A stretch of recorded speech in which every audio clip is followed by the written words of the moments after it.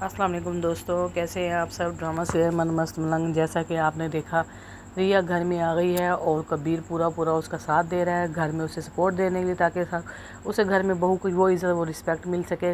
ریا جیسے ہی گھر میں آئی ہے، اس کی مما نے اسے اب کہہ دیا ہے ماں بینا نے کہ تم اب میری عزت کرو گے، کیونکہ اس گھر میں جتنی بھی پراپرٹی ہے، جتنا بھی کاروبار ہے، بزنس، یہ سب میرے نام ہے، میری عزت کرو گے تو تمہیں کچھ ملے گا۔ لیکن جواب میں ریا نے کہا کہ ٹھیک ہے، اگر آپ میری عزت کریں گی، بہو کی عزت کریں گی تو بہو آپ کو عزت دے گی۔ یہ بات سن کر مبینہ خاموش ہو جاتی ہے۔ دوسری طرف کبیر نے ڈیمانڈ رکھ دی ہے کہ میری جو ولیمہ ہے وہ کیا جائے۔ اس پہ مبینہ کہتی ہے کہ تمہارا ولیمہ پہلے بھی کیا، ہم نے کرنے کی تیاری کی تھی، لیکن تمہاری دلہن بھاگ گئی تھی۔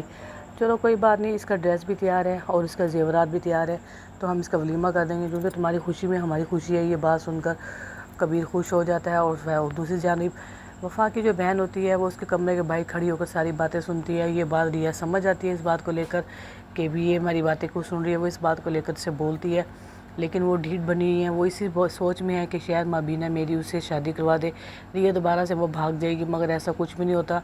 لیکن واجد جو ہے وہ اسکندر کے کان بھرتا ہے اور غصے سے کہتا ہے کہ تمہاری بہن نے تم نے مکان کے بدلے اپنی بہن کو بھیج دیا، تم نے سستے میں یہ کام کیا، تمہیں اس طرح نہیں کرنا چاہیے تھا۔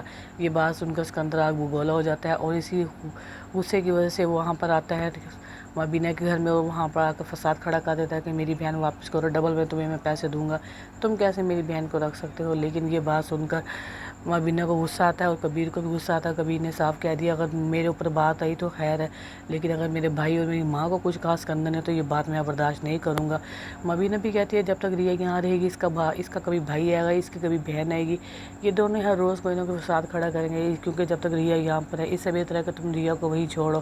کبیر کہتا ہے میں یہ کام کبھی نہیں کروں گا، ریا میری عزت ہے، میری بیوی ہے، وہ اس گھر میں بہو ہے، اس کو میں کبھی بھی نہیں چھوڑوں گا۔ یہ بات سن کر اس کی ماں بینا خاموش ہو جاتی ہے۔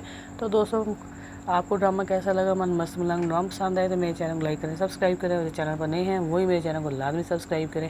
اجازت دے، ملتے ہیں نئی ویڈیو میں۔ اوکے جی، تھینک یو، اللہ حافظ۔